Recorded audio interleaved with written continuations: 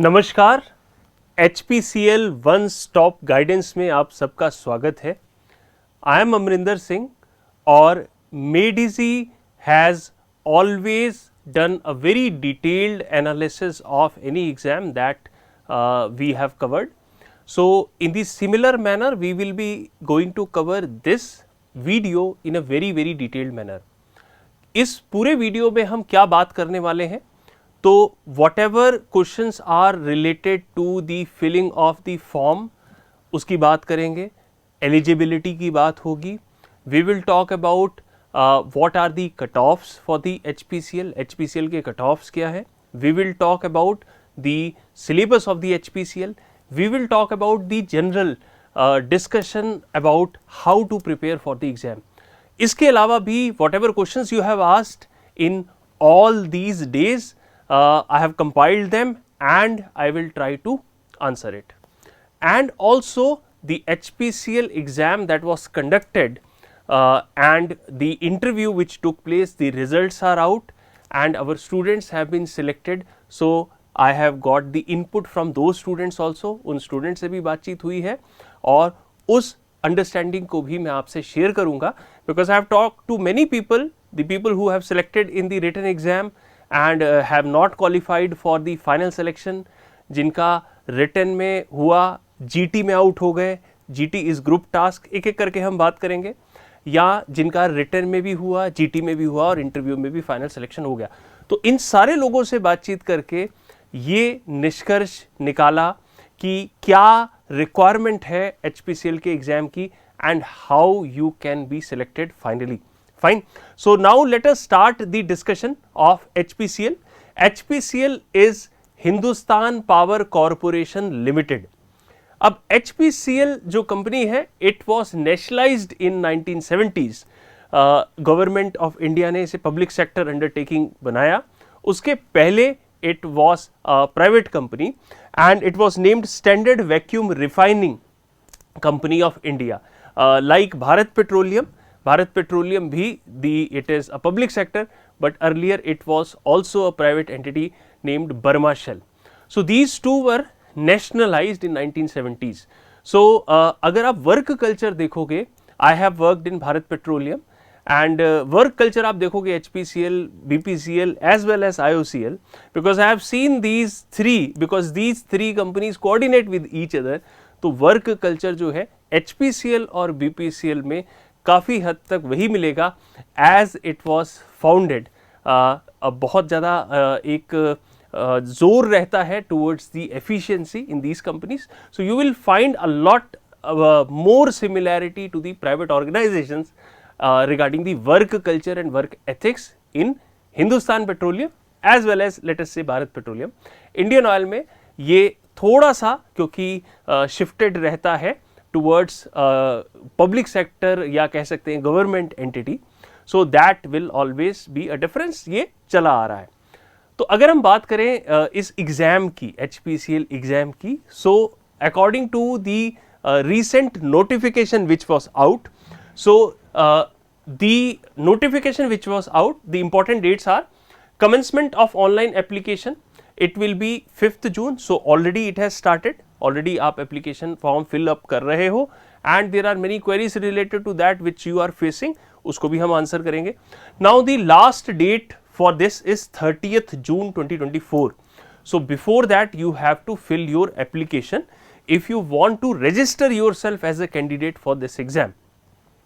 अगर हम बात करें कि वैकेंसीज की, तो जो कंपनीज हैं, जो ऑयल कंपनीज हैं, उनमें मैकेनिकल की vacancies we have always seen कि मैकेनिकल कैंडिडेट्स की जो रिक्वायरमेंट्स हैं वो ज़्यादा होती हैं। लास्ट टाइम जो वैकेंसी थी वो 57 के अराउंड थी and this time HPCL is recruiting 93 candidates including all categories of mechanical, और इलेक्ट्रिकल इंजीनियरिंग में they are recruiting 43, instrumentation engineer they are recruiting 5 people, and if we talk about the civil engineering they are recruiting 10, chemical engineering 7. So this is the total requirement what they have placed. Pay scale is very good, 50,000 to 1,60,000 का grade है ये, and what is the requirement of age. तो जो age की requirement HPCL ने दी है that is 25 years. ये रिलैक्स्ड है, रिलैक्सेशन इसमें किस हिसाब से होगा that I will tell you, अभी मैं later part of the video में आपको बताऊंगा, ठीक है। अब इसमें एक्सपीरियंस अगर आप देखोगे जिस पोस्ट के लिए द पीपल आर अप्लाइंग, उसके लिए they are not asking you any experience. जो रेलेवेंट स्ट्रीम है उसमें your degree must have been completed, 4 year degree must have been completed, यानी कि बीटेक या बीई की डिग्री आपके पास होनी चाहिए। Suppose you are opting for the mechanical engineer, so you should have completed your degree in mechanical engineering. Similarly, if you are opting for electrical engineering post, so your degree for electrical engineering should have been completed. Fine. Now, what is the eligibility regarding the age? So, एक common notification तो मैंने आपको दिखा दिया, इसको मैं आपको थोड़ा और डिस्कस करके बताता हूँ। तो सबसे पहले आप देखो जो एज का क्राइटेरिया है दैट इज 25। तो 25 कब हो जानी चाहिए आपकी एज, यानी कि यू शुड बी 25 और लेस, आप 25 या उससे कम हो 30 जून 2024, that is the last day of the filling of the form. तो इस डेट पे आप 25 या उससे कम की एज के होने चाहिए।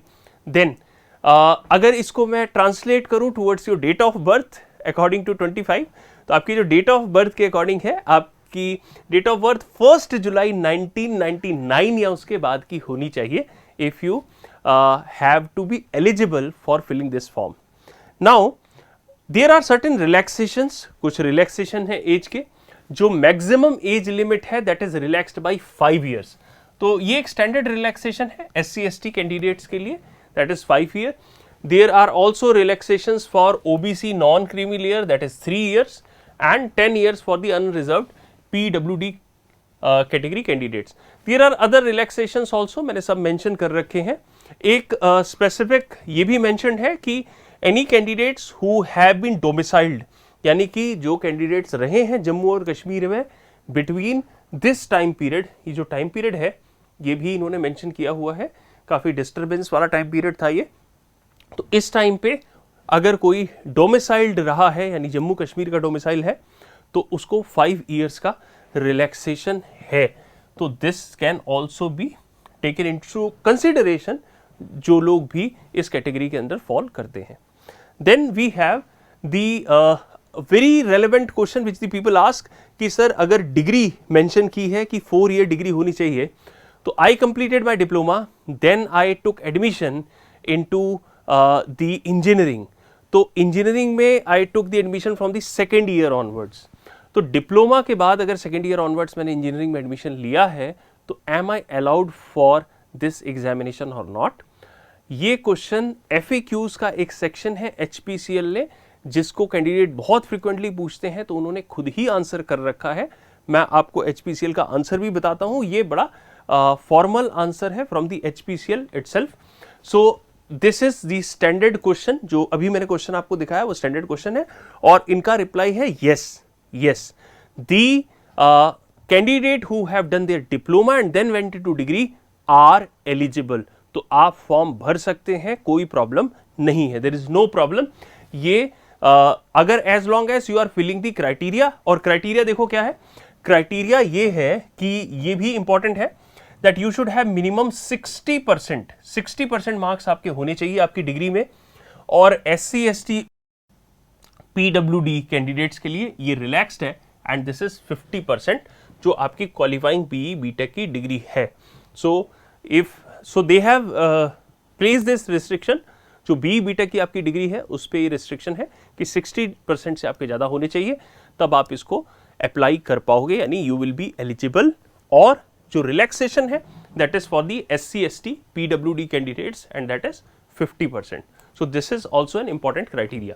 नाउ अच्छा, कुछ लोग ये पूछते हैं कि सर जैसे हमारे कॉलेज में CGPA था and they have mentioned the percentage, so how to convert the CGPA into the percentage.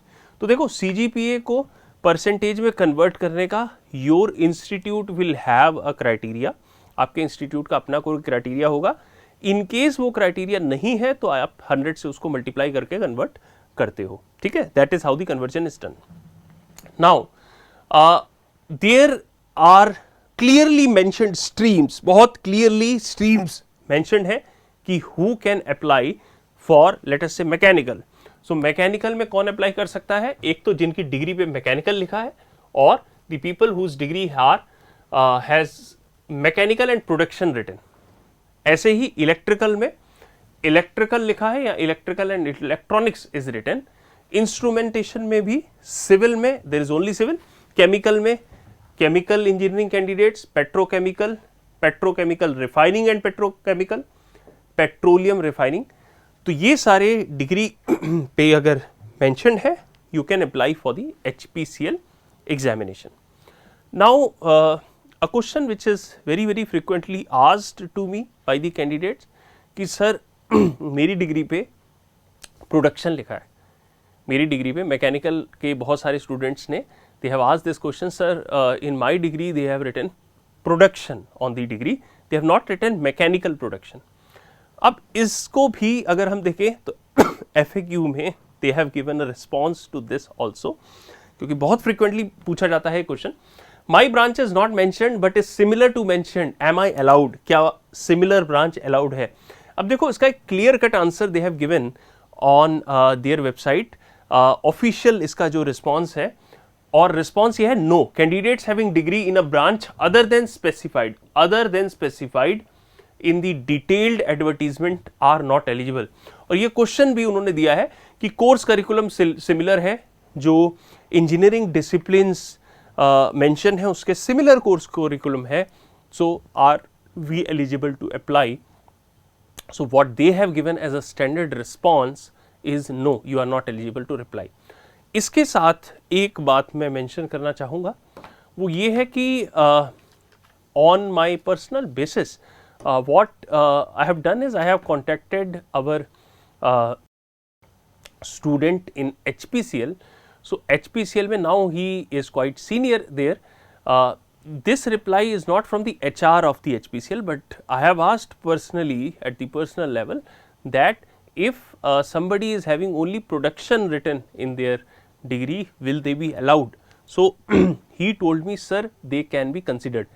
Consider किए जा सकते हैं. अगर मैकेनिकल प्रोडक्शन नहीं लिखा है, प्रोडक्शन लिखा है, तो कंसीडर किए जा सकते हैं. तो this is not a standard reply from HPCL, but ये जो रिप्लाई है ये on the personal basis I have got from a person who is working in HPCL, दो ये HR का रिस्पॉन्स नहीं है, HR से रिस्पॉन्स नहीं मिला जो रिक्रूटमेंट के लिए रिस्पॉन्सिबल है. बट हाँ, you can take your chance if you want, आप चांसेस ले सकते हो. अगर आपकी डिग्री पे प्रोडक्शन ही लिखा है, मैकेनिकल प्रोडक्शन नहीं लिखा है, तो यू कैन अप्लाई, और there are chances that they will be finally considering you for the process. ठीक है, so this is the very I mean common question which the people ask. Now are final year students allowed?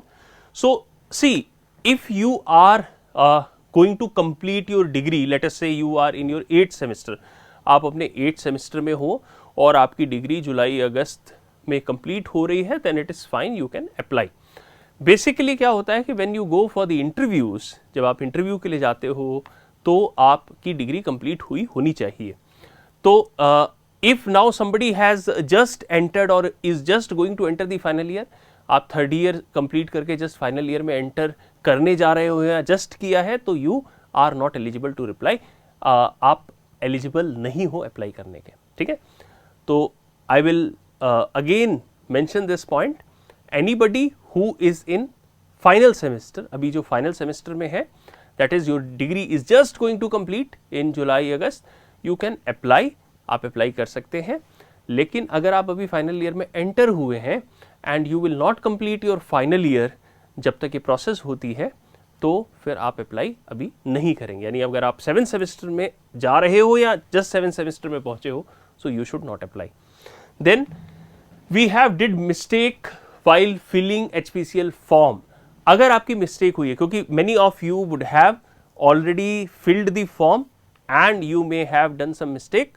बीच में I was told कि कुछ portal वगैरह भी down था और submit नहीं हो रही थी डिटेल्स. तो अगर आप HPCL का फॉर्म भरते समय कोई मिस्टेक करी है आपने, तो दे have mentioned there email ID careers@hpcl.in। मैंने क्लियरली ये ईमेल आईडी यहाँ बोर्ड पे लिखी है, so that you can have a specified email जो उन्होंने मेंशन किया है for contacting them.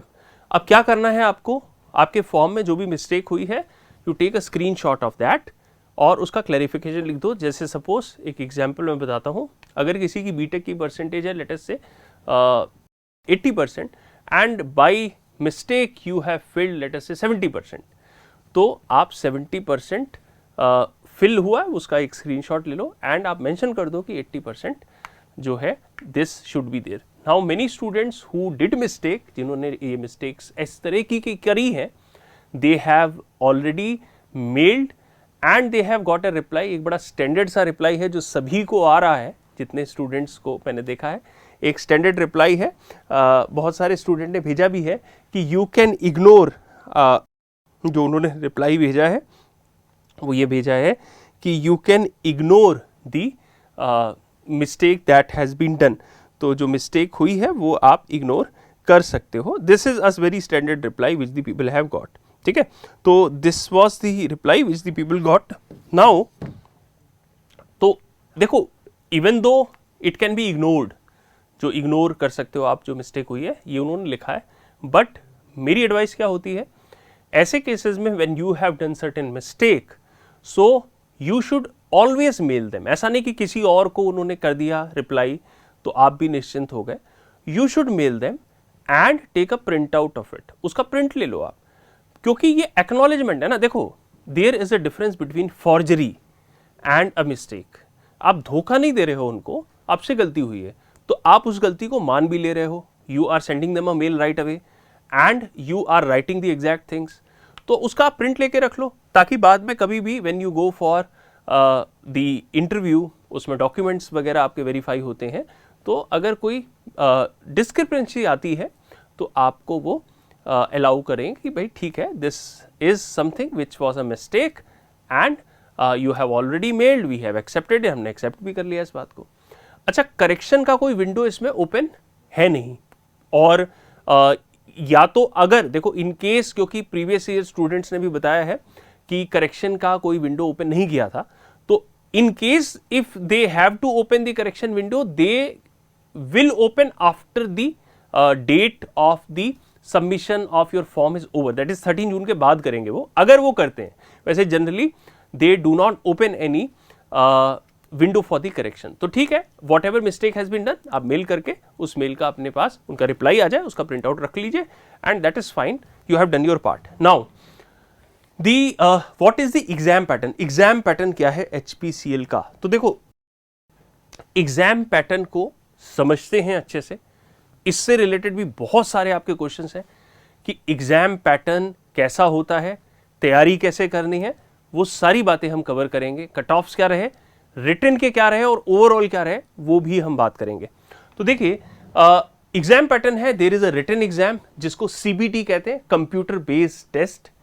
Then after you qualify for the CBT या रिटन बेस्ड जो एग्जाम होता है उसको आप क्वालिफाई करते हैं, तो you are called for GT होता है जिसे ग्रुप टास्क बोलते हैं, इसकी बात मैं अलग से करूंगा। आफ्टर द ग्रुप टास्क ये एलिमिनेटरी राउंड है, ये एलिमिनेटरी राउंड है, यानी इसमें आप एलिमिनेट हो सकते हो। हो सकता है आपके बहुत अच्छे मार्क्स आए हो रिटन में, बट GT में आपको एलिमिनेट कर दिया जाए। You are not found to be fit for working in the environment by your behaviour, अगर उनको लगता है तो वो एलिमिनेट कर देते हैं। तो GT एलिमिनेटरी है। Then the interview happens. अच्छा, जो सिलेक्शन होता है, फाइनल जो सिलेक्शन होता है, फाइनल सिलेक्शन में रिटन के मार्क्स होते हैं। रिटन के जो भी आपके मार्क्स हैं उसको 85% माना जाता है, यानी मान लो इन तीनों के मिला के इफ कंबाइंड टुगेदर, ये जो कंबाइंड टुगेदर है इनका फाइनल एक कट ऑफ बनता है लेट अस से 100।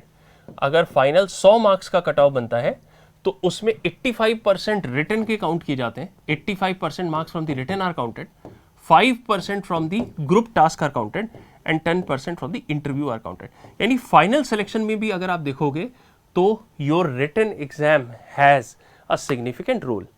Before making this video I came across some questions that sir, NIT and IIT candidates are preferred over the private college candidates in the final selection? The answer is no. The answer is straight no, because देखो जो favouring है वो कब हो सकती है? Favouring तब हो सकती है when these marks, I mean these marks are not counted. ये सिर्फ ऐसा है जैसे कि आपके क्वालिफाई करने के लिए एक रिटन रखा गया है, and then you have to face the interview and only the interview will decide whether you will be selected और नॉट. तो ऐसा कोई फेवरिंग मैंने किसी से सुनी नहीं है, because the candidates who get selected उसमें दोनों कैंडिडेट्स होते हैं. There are people from IITs also, NITs also, and there are people from private colleges also in good numbers. So ऐसा कोई भी अफवाह है या somebody has told you, तो उस पर ध्यान आपको नहीं देना है. ठीक है. नाउ रिटन सिलेबस में there is technical part and there is non technical part. तो सबसे पहले हम बात करते हैं टेक्निकल पार्ट की. देखो जो रिटन का एग्जाम होता है इसमें टोटल 170 मार्क्स का एग्जाम है. ये this is for 170 marks and time is 150 minutes. ये बहुत इंपॉर्टेंट बात है. The written exam is of 170 marks. अब इस 170 मार्क्स को आपको 150 मिनट्स में करना है, और 170 मार्क्स का मतलब है कि there are 170 questions. 170 questions 150 minute. तो इसका मतलब है कि जो एग्जाम है आपका ये बहुत ही जल्दी जल्दी रैपिड आंसर फॉर्मेट का एग्जाम होने वाला है. तो we have the technical 85 questions. 170 में से 50% क्वेश्चंस आपके टेक्निकल पोर्शन से होंगे, carrying 1 marks each, and 50% of your questions will be from the non technical carrying 1 marks each. Negative marking is there. देखो नेगेटिव मार्किंग क्या है? Before last year negative marking was not there. Last year से पहले negative marking जो students ने बताया कि नहीं थी, बट लास्ट ईयर से नेगेटिव मार्किंग है. तो हो सकता है कि if somebody is having an old information, जो पुरानी जानकारी है किसी के पास, तो हो सकता है the person may tell you that the negative marking is not there, but negative marking है. अच्छा, नेगेटिव मार्किंग कितनी होती है ये मैंने बहुत सारे कैंडिडेट से पूछा, तो इस पे बहुत कई लोग भूल गए हैं. The people who have given the exam, उनका इंटरव्यू भी हो गया है, तो but the most of them have told me -1/4. कुछ ने 1/3 भी बताया है, but because most of the people who have told me that is -1/4, that is 1/4 is the negative marking for this exam. तो इसका मतलब ये है कि you cannot just blindly go on answering the questions. भाई ठीक है, टाइम कम है, आपके पास क्वेश्चंस ज़्यादा हैं, बट ऐसा नहीं है कि आप ब्लाइंड टिक या रैंडम गेस अननेसेसरी आप करते चले जाओगे, because there is negative marking also.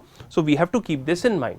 अब देखिए, नाउ 150 मिनट्स 170 क्वेश्चंस. जो पब्लिक सेक्टर के बहुत सारे अलग से एग्जाम्स होते हैं ना, they have a similar nature. एक सिमिलर नेचर होता है, टाइम कम है, क्वेश्चंस बहुत ज़्यादा हैं, और इसमें कैलकुलेटर अलाउड नहीं है. No calculator is allowed. आपको कैलकुलेटर अलाउड नहीं है, तो all the calculations you have to do yourself with your basic understanding of the mathematics, और कैलकुलेशंस हार्ड नहीं है. So you should not practice those questions. वो क्वेश्चंस भी आपको प्रैक्टिस नहीं करने जिसमें बहुत ज़्यादा कैलकुलेशंस रिक्वायर्ड है. ठीक है, जैसे कि गेट के जो क्वेश्चंस होते हैं ना, गेट के अच्छे questions which are good numerical problems, the practice of that is not required. वो रिक्वायर्ड नहीं है. Exactly how the practice should be वो मैं अभी डिस्कस करने वाला हूँ आपसे. ठीक है, तो ये बात रही हमारे पूरे जो रिटन का ओवरऑल मार्क्स का डिस्ट्रीब्यूशन है. इसमें एक बात हम ध्यान रखेंगे कि टेक्निकल का एक सेपरेट कट ऑफ बनता है. So if you have to qualify the written exam, अगर आपको रिटन एग्जाम क्वालिफाई करना है तो the technical will have a separate cut off. जो टेक्निकल वाला पोर्शन है इसका एक सेपरेट कट ऑफ होता है. It has a separate cut off. तो सेपरेट जो कट ऑफ है ये रिटन के लिए है, इसलिए यू कैन नॉट इग्नोर कि ठीक है I will ignore the technical part और मैं नॉन टेक करके ही चला जाता हूं. And then there is a combined cut off. फिर एक कंबाइंड कट ऑफ होता है जो आपके ओवरऑल रिटन का, यानी आप अगर जैसे समझ लो ये है हमारा combined cut off. This is combined cut off.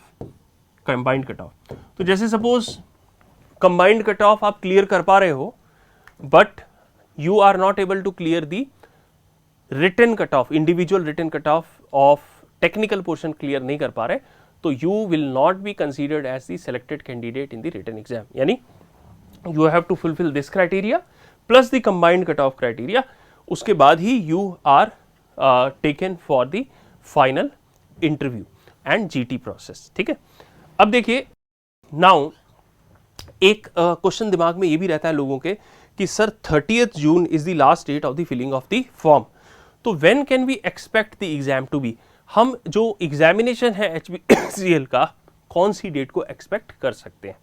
तो देखिए वी हैव सीन कि 2 से 3 महीने का टाइम, आप एक 3 महीने का टाइम फ्रेम ले लीजिए, यानी कि अगर जून में इन्होंने फॉर्म रिलीज किया है 5 जून को, तो जून जुलाई अगस्त, तो आप जून जुलाई अगस्त अगर 3 महीने ले लेते हैं तो सितंबर में प्रोबेबिलिटी है कि एग्जाम कंडक्ट होगा। Now they have not released a proper notification regarding the date of the examination, ये नहीं बताया है इन्होंने, तो बट ये प्रोबेबल है कि सितंबर में एग्जाम हो सकता है। It can be slightly before that और slightly after that also, but tentative is सितंबर। Now then technical syllabus, now regarding the syllabus आप देखोगे तो the people who are already preparing for the GATE exam और the engineering services exam, तो आपके लिए जो टेक्निकल का जो मेन पार्ट है that is your GATE technical syllabus. आपके जो गेट का टेक्निकल सिलेबस है that is the main part of your syllabus. जो मेजर क्वेश्चंस आने वाले हैं वो आपका जो गेट का टेक्निकल वाला पोर्शन है वहीं से they are going to ask.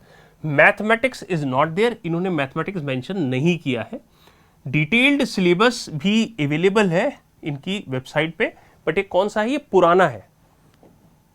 Listen carefully, बहुत ध्यान से इस बात को सुनिए जो मैं बोलने जा रहा हूं आपसे। दे have not given any syllabus, कोई भी सिलेबस इन्होंने इस साल नहीं अभी दिया है।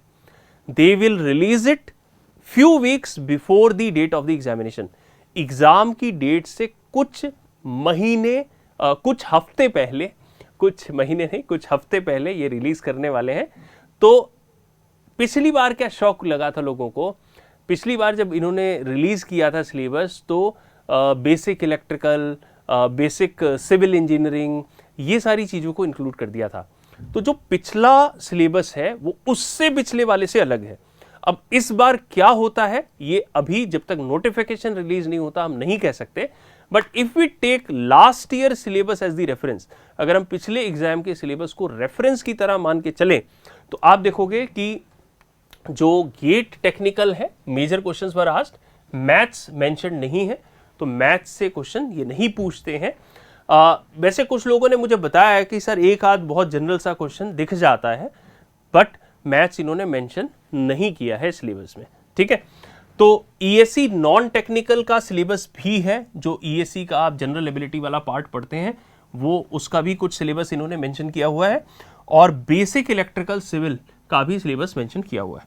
देखिए ये वाला सिलेबस जो है गेट का टेक्निकल सिलेबस, ये बहुत अवेयर रहते हो, पढ़ते भी हो आप, तो इसको तो मैं नहीं दिखा रहा हूं आपको यहाँ बोर्ड पे। हाँ, इनकी साइट पे अवेलेबल है लास्ट ईयर का जो पूरा कंप्लीट गेट का भी सिलेबस है वो अवेलेबल है। मैं आपको ये वाला पार्ट दिखाता हूं जो ईएससी नॉन टेक वाला सिलेबस है और ये वाला सिलेबस है। तो देखिए मैं आपको स्क्रीन पे दिखा रहा हूं। तो what is the other 2 parts of the syllabus, ये वाला जो सिलेबस है ये देखते हैं जरा स्क्रीन पे हम this. So we have the syllabus here, general principles of design, drawing, importance of safety, standard quality practices हैं, basics of energy and environment है, इससे रिलेटेड चीज़ें हैं। Then we have project management की बात है, मटेरियल साइंस एंड इंजीनियरिंग, ये engineering services का आप देखोगे जो नॉन टेक का सिलेबस है that they have mentioned. Information and communication technologies है, आईसीटी जिसे हम बोलते हैं शॉर्ट पे, ethics and values in engineering profession है। Then we have the basic electrical engineering, इसका सिलेबस यहाँ दिया हुआ है। Then computer organisation and architecture, इसका सिलेबस है। And then we have basic civil engineering, surveying, construction materials etcetera. Renewable energy sources की भी बात है, रिन्यूएबल सोर्सेस ऑफ एनर्जी इसकी भी बात है। अब देखोगे ये जितना भी सिलेबस है ना, मैंने स्क्रीन पे आपको सारा सिलेबस दिखा दिया है। तो अब बात ये आती है कि ठीक है sir, we know the syllabus, but basically we are preparing for the GATE exam or we have prepared for the engineering services exam. तो देखो, the people who have prepared for the engineering services exam, जिन्होंने ESE के लिए prepare किया है, obviously they have covered the general ability part for the engineering services. तो उनके लिए थोड़ा सा benefit है, क्योंकि वो engineering services का जो non tech वाला part है उसको लेके you are already through with that.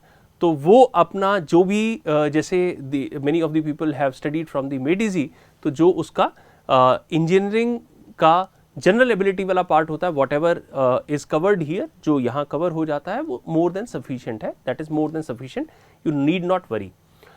हाँ, अगर किसी ने इंजीनियरिंग सर्विसेज का जो एक्स्ट्रा पोर्शन है उसको नहीं पढ़ा है, देखो what I have discussed with the students who appeared last year, who did not clear, who cleared finally, सारे लोगों से मैंने बात करी है. तो लोगों ने एक कॉमन राय ये बताई है कि देखो इंजीनियरिंग सर्विसेज का वाला जो पोर्शन है, if you have already gone through it, अगर आप ऑलरेडी कर चुके हो तो ठीक है, इट इज़ फाइन, आप रिवाइज करो, गो प्रिपेयर्ड फॉर द एग्जामिनेशन. जो बेसिक इलेक्ट्रिकल, बेसिक सिविल वाला पार्ट है और कंप्यूटर आर्किटेक्चर वाला पार्ट है, ये बेसिकली क्या है कि अगर आपको आइडिया नहीं है तो आई डोंट एडवाइज कि बहुत ज़्यादा इस पर टाइम वेस्ट करो आप. उसका रीज़न ये है कि देखो HPCL is one exam, you are preparing for many other exams also. तो एक एग्जाम में ठीक है, we can deviate a bit, but बहुत ज़्यादा डेविएट कर देना अपनी प्रिपरेशन को सिर्फ एक एग्जाम के लिए, हालांकि वैकेंसीज काफ़ी अच्छी 93 वैकेंसीज हैं, बट बहुत ज़्यादा डेविएट करना आई विल नॉट एडवाइज. जो एक्स्ट्रा वाला पोर्शन है, जो बेसिक सिविल या बेसिक इलेक्ट्रिकल का लास्ट ईयर 4 क्वेश्चन के करीब 3, 4, 5 क्वेश्चन आए थे उससे, तो वो आपके पास टाइम भी इतना नहीं होता है, क्योंकि टेक्निकल वाला जो पोर्शन है, अब उसमें टेक्निकल में आपका if I take for the mechanical engineering letters से या इलेक्ट्रिकल, आप कोई भी इंजीनियरिंग के सिलेबस को ले लो, तो वो आपकी बेसिक इंजीनियरिंग का सिलेबस तो है ही जो गेट के लिए पढ़ते हैं, and then you have the ESE part, and then you have this extra part जो basic electrical, basic civil etcetera mentioned है. तो इंजीनियरिंग का, ESE का और ये वाला जो पोर्शन है, सब मिला के टेक्निकल का पेपर आपका बनेगा. तो when the technical paper is formed including all this, तो इसका मतलब ये है कि अगर टेक्निकल का कट ऑफ भी बनता है तो it will not be formed on the basis of कि ESE वाले पोर्शन में आपने किया कि नहीं किया, और you have solved the question from basic electrical और बेसिक सिविल, इसका कोई रोल नहीं है. तो बेसिकली आपको जो 85 क्वेश्चन टेक्निकल के हैं उसमें एज मेनी एज पॉसिबल उसको सॉल्व करना है.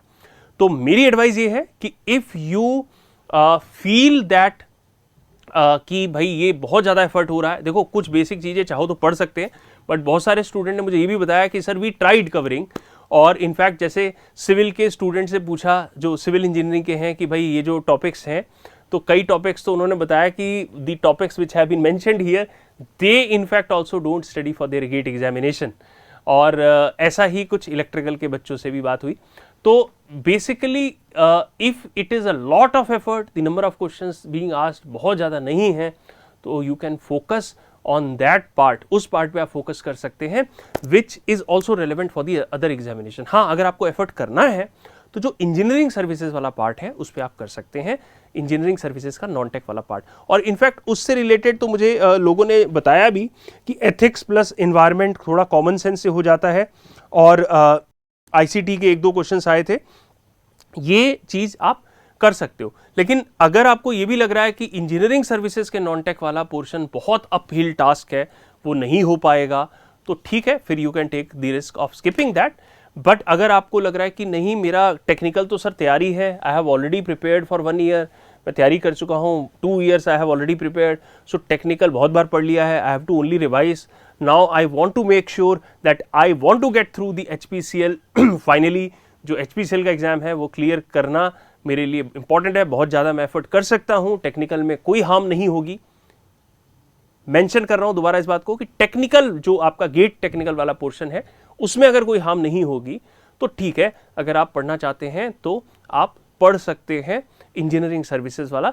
मेडिसी में आपको सेपरेटली भी जो GS वाला पोर्शन है वो सेपरेटली भी आप लेके पता कर सकते हो, वेबसाइट पे मेंशन्ड भी है कोर्सेज, आप पता कर सकते हो और उससे पढ़ सकते हैं, ठीक है. बट अगर आपको लगता है टेक्निकल वाला पोर्शन आपका हैम्पर हो रहा है तो फिर फोकस फर्स्ट ऑन टेक्निकल, क्योंकि that is going to be asked in many many exams, ठीक है। तो this is regarding the overall understanding about your technical syllabus. अब अगर हम बात करें नॉन टेक्निकल सिलेबस की, 85 क्वेश्चन है नॉन टेक्निकल में, और इनफैक्ट मैं आपको बता दूं, once you clear the technical cut off individually, एक ओवरऑल कट ऑफ बनता है टेक्निकल प्लस नॉन टेक्निकल, एक टेक्निकल कट ऑफ है। तो once you clear the technical cut off, non technical वाले पोर्शन में जो आपका स्कोर है बहुत मैटर करता है, क्योंकि वो आपको आगे तक इंटरव्यू तक फाइनली बहुत हेल्प करेगा। तो इसीलिए the people whom I spoke to have given high emphasis कि जो नॉन टेक वाला पार्ट है इसका, अच्छा नॉन टेक वाला पार्ट इसका जो है वो कहाँ से पढ़ना है, that is similar to the GATE aptitude reasoning part. जो गेट का जनरल एबिलिटी वाला पार्ट होता है जिसमें एप्टीट्यूड और रीजनिंग आती है, it is very similar to that. तो वो वाला पोर्शन आपको पढ़ना है, यानी अगर आपने गेट की प्रिपरेशन करी हुई है तो टेक्निकल वाला पार्ट में भी जो मेजर पोर्शन है एंड नॉन टेक में भी you are through with it. ESE का नॉन टेक वाला पार्ट है और जो एक्स्ट्रा इन्होंने सिलेबस दिया है वो अलग से है, बाकी you are through with it, ठीक है। तो ये क्वेश्चंस जो आते हैं 17 questions from English, 34 questions logical reasoning के, ब्लड रिलेशंस है, नॉर्थ साउथ डायरेक्शंस है, ये मैंने एग्जाम्पल के तौर पे लिखा हुआ है। Then you will have the 34 questions from data interpretation. So this is for the non tech part. Questions का लेवल क्या रहता है? क्या गेट के क्वेश्चंस के लेवल के बराबर रहेगा? नहीं, बिल्कुल भी नहीं। The question level is below the GATE exam, GATE exam के क्वेश्चंस के लेवल के नीचे है थोड़ा। एंड सिलेबस के लिए you can refer the GATE syllabus, but आप देखो टेक्निकल वाले के लिए या इनफैक्ट नॉन टेक के लिए भी कैलकुलेटर अलाउड नहीं है, so they can not ask you very complicated questions. तो if you want to practice for the written examination, जो कंप्यूटर बेस्ड टेस्ट है सीबीटी, उसके लिए प्रैक्टिस करना है, तो क्वेश्चंस कौन से आप रेफर कर सकते हैं? You can take those questions of GATE exam which are very simple, जिसमें बहुत हार्ड और लंबी कैलकुलेशंस नहीं है। You can take engineering services PYQ, previous year question, engineering services के प्रीवियस ईयर क्वेश्चंस ऑब्जेक्टिव आप ले सकते हैं। Then you can take SSC JEE level questions, आप SSC JEE लेवल के क्वेश्चंस की प्रैक्टिस कर सकते हो। इसके अलावा सिविल सर्विसेज में initially the CSET was not there. Civil services में पहले CSET नहीं होता था, तो anybody who gave the civil services and took let us से मैकेनिकल एज एन ऑप्शनल और इलेक्ट्रिकल एज एन ऑप्शनल, तो the person will have to give objective exam for mechanical, objective exam for electrical apart from the mains exam। तो जो optional है उसका objective भी होता था, तो इसलिए प्रीवियस ईयर के सिविल सर्विसेज के ऑब्जेक्टिव की बुक आप देख सकते हैं, वो अवेलेबल हो। नेक्स्ट IAS मेडिजी की पब्लिकेशन की बुक्स अगर अवेलेबल हो तो आप उनके थ्रू भी तैयारी अपनी कर सकते हैं। मतलब ये मैं आपको क्वेश्चंस का दायरा बता रहा हूँ कि from here you can take the questions, यहाँ से आप क्वेश्चंस ले सकते हैं, ठीक है। Now this is the overall how to prepare, how to solve questions, level of questions इसके दायरे में रहेगा, that you can be assured, क्योंकि 170 क्वेश्चंस और 150 मार्क्स हैं तो आपके पास टाइम बहुत ज़्यादा नहीं रहने वाला। तो make sure you see a lot number of questions, आपको कई क्वेश्चंस का आंसर भी तुरंत पता हो, that will be very helpful. अच्छा, अगर हम बताएं थ्योरेटिकल जो पार्ट होते हैं ना, थ्योरेटिकल जैसे सपोज मैकेनिकल इंजीनियरिंग में प्रोडक्शन वाला पार्ट है, तो प्रोडक्शन वाले पार्ट से दे have asked very high number of questions. तो अगर आप उस पर फोकस करते हो जिसमें थ्योरेटिकल या छोटे मोटे क्वेश्चंस बन सकते हैं, तो दैट इज गुड। बट हर साल का देखो पैटर्न अलग होता है, they give it to different agencies for preparing the question paper and conducting the exam, तो अलग अलग एजेंसीज को आउटसोर्स कर देते हैं, तो उससे ये भी पॉसिबिलिटी होती है कि क्वेश्चन में आपका किसी सब्जेक्ट का थोड़ा ज़्यादा वेटेज हो जाए, किसी का कम हो जाए, ऐसा होता है। बट जहाँ भी क्वेश्चंस का थ्योरेटिकल क्वेश्चंस या छोटे क्वेश्चंस रहते हैं, प्रोडक्शन वाले क्वेश्चंस में ठीक ठाक पूछे जा सकते हैं। Then if you talk about the cut off, अब देखिए कट ऑफ की बात समझते हैं जरा। सबसे पहले कट ऑफ में अगर हम देखें कैटेगरी वाइज, तो यहाँ जो कट ऑफ लिखा है ये रिटन एग्जाम का कट ऑफ है CBT का, और रिटन एग्जाम का भी ये टोटल कट ऑफ है। अच्छा, टेक्निकल का जो सेपरेट कट ऑफ है वो कितना होता है? टेक्निकल का जो सेपरेट कट ऑफ है वो 50-60%, यानी अगर आप लगभग 85 में से 60% स्कोर कर रहे हैं तो वो इट कैन वेरी, वो वेरी कर सकता है, but that is how the cut off is lump sum आप ये मान सकते हो कि अगर 60% आपने टेक्निकल वाले पार्ट में कवर कर लिया तो आप टेक्निकल वाले का कट ऑफ क्लियर कर लोगे। और जो टोटल कट ऑफ होगा, टोटल कट ऑफ में दिस इज 92, यानी ये 92 किस में से हैं? ये 92 जो है, ये जो 92 है दिस इज आउट ऑफ 170, ये 170 में से। ये 103 किस में से है? This is out of 170 and this is out of 170 and this is out of 170। ठीक है, तो अगर आप कैटेगरी वाइज देखोगे तो कैटेगरी वाइज SC 92, अनरिजर्व्ड 103.67 और OBC जो OBC है 101.16 और EWS का 102। तो ये कट ऑफ गया था जो डिफरेंट कैटेगरीज हैं रिटन एग्जाम का। तो रिटन एग्जाम जिन्होंने क्लियर किया, फिर दे वर कॉल्ड फॉर GT यानी ग्रुप टास्क एंड इंटरव्यू। तो group task and interview conduct जब होता है तो फिर एक फाइनल लिस्ट बनती है टोटल मार्क्स की। अब ये टोटल मार्क्स किसके बेसिस पे है? ये जो टोटल मार्क्स हैं ये आउट ऑफ 100 होते हैं, आउट ऑफ 100। अब 100 में से कैसे निकाले जाते हैं मैं आपको ये भी बता देता हूं। देखो 100 में से जब टोटल मार्क्स निकाले जाते हैं तो वी हैव रिटन एग्जाम, मैंने आपको बताया रिटन एग्जाम है। तो रिटन एग्जाम का जो पोर्शन होता है, this I have already told you कि रिटन एग्जाम का जो पोर्शन होता है 85% होता है।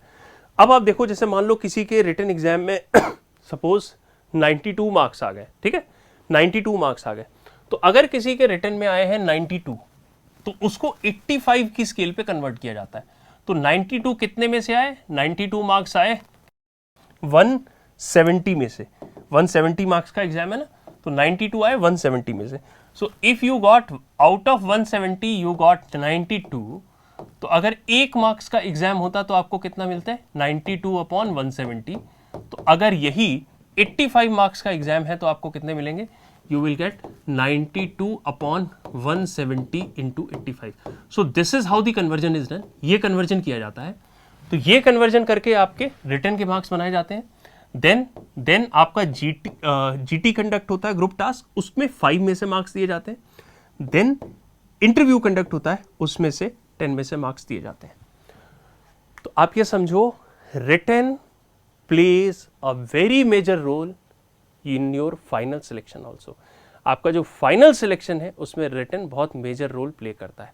लेकिन इसके साथ साथ ये भी ध्यान रखना है कि अगर आप GT ग्रुप टास्क होता है उसमें आउट हो गए, क्योंकि वो एलिमिनेटरी है, तो रिटन में बहुत ज़्यादा मार्क्स हो, ग्रुप टास्क में अगर आप आउट हो जाते हैं तो फिर आप आउट हैं, फिर फाइनल आपका स्कोर बनेगा ही नहीं, तो उसमें रिटन का रोल आएगा ही नहीं। ठीक है, so this is how the total cut off is calculated now. तो इसका मतलब यह है कि टोटल जो रिटन का कट ऑफ है उसमें 2 टेक्निकल का अलग कट ऑफ है, बट रिटन के जो एग्जाम्स हैं वो मैटर करते हैं मार्क्स। तो आपको नॉन टेक भी बहुत अच्छे से प्रैक्टिस करके जाना है।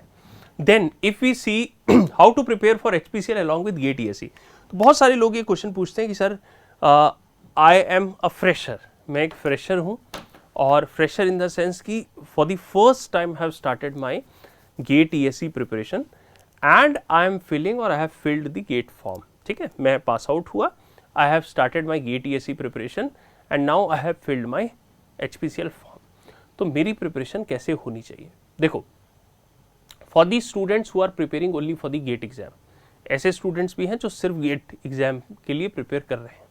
मेरी एडवाइस, पर्सनल एडवाइस आपको ये है कि आप जो एक्स्ट्रा सिलेबस है इलेक्ट्रिकल सिविल का, उसकी तरफ मत जाओ, क्योंकि वो हैम्पर करेगा। देखो, we have to align our preparation with our GATE ESE preparation. तो गेट ESE प्रिपरेशन के साथ जितना अलाइनमेंट में चल सकते हो उतना चलोगे, जो एक्स्ट्रा होगा उसको लीव इट। यानी कि your basic electrical, basic civil वाला पार्ट आप उसमें मेहनत ज़्यादा मत करो, क्योंकि फिर आपका टाइम जाएगा। You will lose your time which you can devote for the technical subjects. The people who are preparing for the engineering services, जो इंजीनियरिंग सर्विसेज के लिए प्रिपेयर कर रहे हैं, so whatever subjects of ESE, मैंने syllabus पूरा आपको दिखा दिया है, इसमें से whatever subjects from ESE you are able to prepare along with the GATE, जो आपका गेट वाला पोर्शन चल रहा है और ESE वाला जो पोर्शन है, क्योंकि जो ESE के लिए प्रिपेयर कर रहे हैं दे will B preparing for the ESE non tech also. तो आप जितना भी प्रिपरेशन उसके साथ कर सकते हैं वो करिए। लेकिन अगर आप अभी पहली बार प्रिपरेशन कर रहे हैं तो मैं एडवाइस नहीं करूंगा बेसिक इलेक्ट्रिकल सिविल वाला पोर्शन आप पढ़े, क्योंकि उसमें आपका टाइम वेस्ट होगा, बहुत स्पेसिफिक क्वेश्चंस आप प्रिडिक्ट नहीं कर पाओगे कहाँ से आएंगे। In fact the people who are from electrical civil background, उनमें से भी मैंने आपको बताया, कई लोगों ने बोला कि the things some of these they also don't study, तो उस पर आपको टाइम वेस्ट नहीं करना, ये मेरी एडवाइस है, ठीक है। The people who have already prepared for 1 year, जैसे कोई ऑलरेडी प्रिपेयर कर चुका है, गेट का एग्जाम दे दिया उसने, now the entire syllabus is in your hand, आप पढ़ चुके हैं सारा सिलेबस, अब आपके पास पूरा सिलेबस है। तो if you have not studied the ESC part, अगर आपने ईएससी वाला पोर्शन नहीं पढ़ा था एंड यू फील कि आप ईएससी वाला पोर्शन पढ़ सकते हैं without hampering your GATE ESE preparation, जो गेट की प्रॉपर प्रिपरेशन चल रही है, तो वो आप जरूर पढ़ लीजिए। अगर आप ईएससी वाला पोर्शन पढ़ चुके हैं पहले ही, तो उसको रिवाइज अच्छे से कर लीजिए। एक्स्ट्रा पोर्शन सिविल इलेक्ट्रिकल का पढ़ना चाहिए क्या? देखो, एक कहावत होती है, आधी छोड़ पूरी को धावे, आधी मिले ना पूरी पावे। तो मेरी एडवाइस ये है कि आप अपना, अगर जो ओरिजिनल पोर्शन है, जो सॉलिड पोर्शन है, जिससे बहुत सारे एग्जाम बनने वाले हैं, उसको अगर आप कवर करने की बजाय इस पोर्शन के पीछे चले गए, क्योंकि what sometimes I see the mindset of the student is कि sir I want to be ahead of the others. The mentality of being ahead of the others is not very far sighted. You have to see what is your capability, accordingly you have to do. आपको अपनी capability देखनी है। अगर आप अपनी ही capability में बेहतर perform करते रहोगे तो obviously you will be at the place where you are destined to be. आप बहुत ज़्यादा ये सोचोगे कि एक्स्ट्रा सिलेबस में पढ़ लेता हूँ, उसकी कॉस्ट पे जो आपका एक्चुअल बेसिक सॉलिड वाला पार्ट है, तो आई विल नॉट एडवाइस, ठीक है। फिर भी if you want to prepare, तो सिलेबस मैंने आपको दिखा दिया है, ये आप प्रिपरेशन कर सकते हैं, बट आपके एक्चुअल कॉस्ट पे नहीं होनी चाहिए, ठीक है। Then we can talk about the GT part. GT group task है, और obviously when you will qualify for the written, जब आप रिटन को क्वालिफाई कर लोगे, रिटन एग्जाम को, तब आप ग्रुप टास्क पे पहुंचोगे। ग्रुप टास्क कैसा दिया जाता है, दिया जाता रहा है, तो मान लो सपोज एक रीसेंट स्टूडेंट जो सेलेक्ट हुए, उन्होंने बताया कि 30 स्टूडेंट्स को was called on a certain day. Out of them 25 arrived and group task करना था, तो team of 8 and the remaining were made. ये टीमें बनाई गई, एक जैसे 8 लोगों की टीम है। अब they will give you a task. Task क्या है, मैं एग्जाम्पल के तौर पे आपको बताता हूँ। They will give you a task about let us say कि suppose you are in an organization which is India based and now you have to expand overseas. आपको overseas expansion करना है। They will give you 4-5 minutes for thinking, 5 minute आपको सोचने के लिए देंगे, and then because everybody is given a similar task, paper पे लिखा होता है, बोल देंगे आपको पढ़ने के लिए, and you have to think the points relevant to that, and then they will ask each one of you to work as a team. तो ग्रुप टास्क है कि सब एक टीम की तरह काम करेंगे and they will put forward their points. इसमें बहुत इंपॉर्टेंट होता है कि व्हेन समबडी इज स्पीकिंग, आप उसको कट मत करो बीच में। कोई बोल रहा है तो उसकी बात को काटो मत, ठीक है, ये बहुत इंपॉर्टेंट होता है। कोई आपको किसी ने कट कर दिया बीच में, suppose you started speaking something and somebody cut across your point, so you should not stop him and से कि नहीं फर्स्ट लेट मी फिनिश, ऐसा आपको नहीं करना है, क्योंकि बहुत closely this will be observed and what ever things will be during that GT, वो आपका इंटरव्यू में क्वेश्चन भी बना सकती हैं। तो जनरली कई लोग ऐसे सोचते हैं कि if I start the GT, अगर मैं शुरू कर दूं तो एज मिलेगी, या मैं एंड में समराइज कर दूं तो मुझे एज मिलेगी। देखो, ऐसा नहीं मैंने देखा है कि वही कैंडिडेट सेलेक्ट हो रहे हैं, या जो स्टार्ट किया वो सेलेक्ट हो ही गया, जिसने एंड किया वो सेलेक्ट हो ही गया। You should have valid points, सोचो अच्छे पॉइंट्स, उन पॉइंट्स को अच्छे से रखो।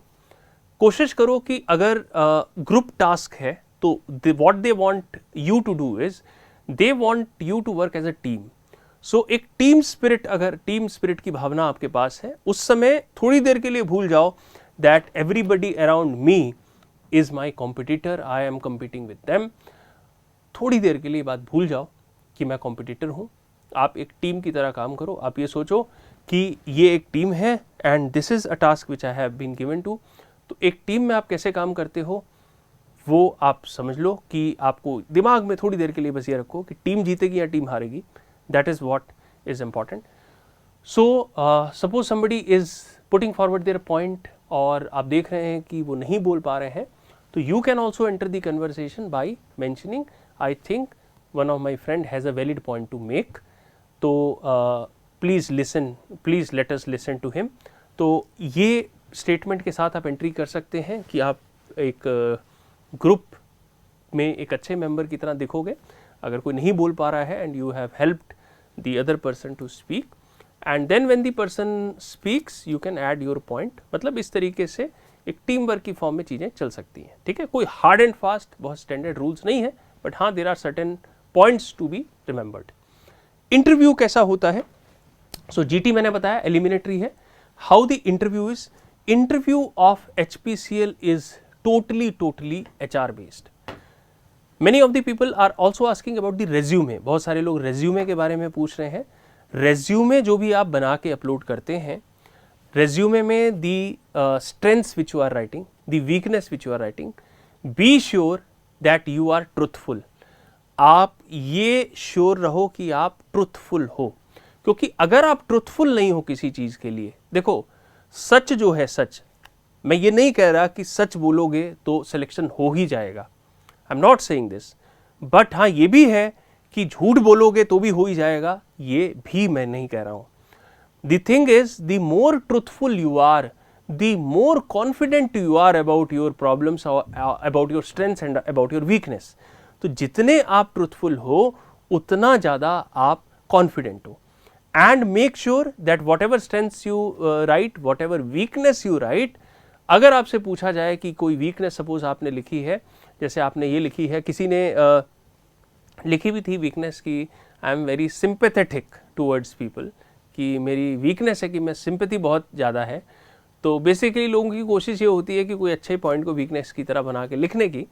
तो दे आस्क्ड, एक क्वेश्चन भी पूछा था कैंडिडेट से कि ये मेरे पास है भी डेटा है कि दे आस्क्ड कि how has being sympathetic affected you negatively in life. Sympathetic होने से नेगेटिव, ये इंटरव्यू का क्वेश्चन है, कैसे इफेक्ट हुआ। Have you faced distractions in life, adjustments are important in an organisation to keep everyone happy, do you agree, क्या आप agree करते हैं। और इंटरव्यू के बारे में पूछते हैं, आपका पहला इंटरव्यू है, introduce yourself to the board, and these are the things they tell you. किसी ने लिखा कि मेरे जो नेगेटिव्स हैं that is overthinking, so they will ask how overthinking has affected negatively in your life and what you have thought of, आपने क्या steps लिए और क्या सोचा to overcome it। तो basically आपकी जो strength और जो weakness है वो आपकी truthful होनी चाहिए, बना के मत लिखो। Don't create hobbies, don't create your weaknesses, don't create your strengths. There, see, if God has created you as an entity, there is always some speciality about you that you are different from the other person. Respect that, उसकी respect करो और truthful रहो। उस truthful रहने में मैं नहीं कह रहा कि आपका selection हो ही जाएगा, but truthful रहने से ये भी नहीं होगा कि आपका rejection ही हो जाए या झूठ बोलने से आपका selection ही हो जाए। Because I also sit in mock interviews and I have seen the more you will try to manipulate, the interviewers are experienced people, and if they see you trying to manipulate, they get irritated, so that creates a negative impact. So this is all about HPCL. All the best for your filling of forms for the examination. Obviously when the examination date will be announced, we will have some interactions. हम देखेंगे कि जो examination है उसकी जब date announce होती है तो how we can guide you further. Made Easy as an organisation is throughout with you, and under the Medici 2.0 initiative we have taken it to the next level. Thank you for watching, and hopefully I have answered all your queries. if there are still some queries to HPCL examination, you can write in the comment section below, and if I have answered your queries, I think give me a heart. So, thank you, goodbye and all the best.